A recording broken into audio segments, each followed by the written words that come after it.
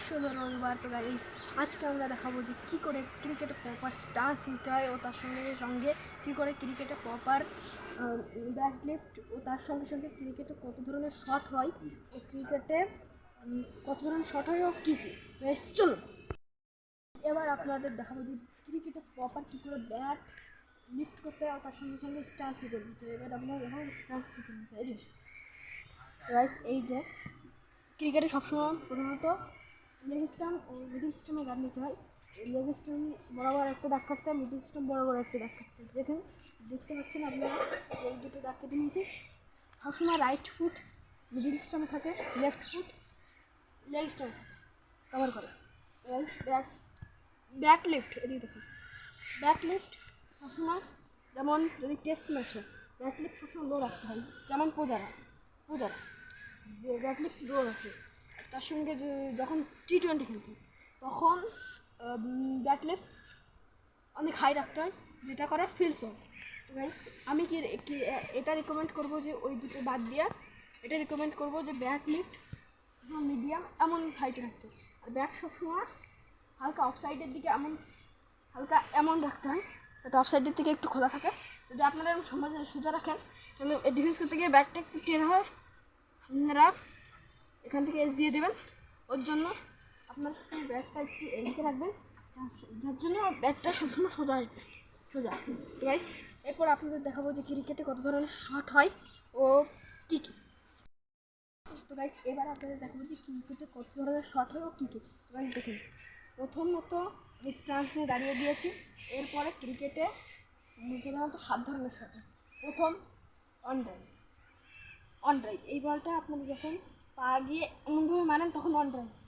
আর তারপরে cover drive, যেটা BRAC field হয়ে দিচ্ছে এমনভাবে।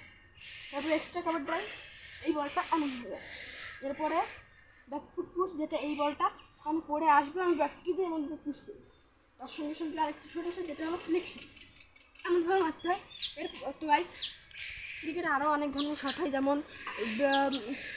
সুইপ, রিভার্স সুইপ, তারপরে হচ্ছে গিয়ে সুপলা আপার কাট। তো গাইস আরও 2 ধরনের শট হয়, যেটা হলো কাট শট ও পুল শট। তো গাইস এই কয় ধরনের শট হয়? 7 ধরনের। গাইস এবার আপনাদের একে একে সব শটগুলো খেলে দেখাচ্ছি। প্রথমে অন ড্রাইভ,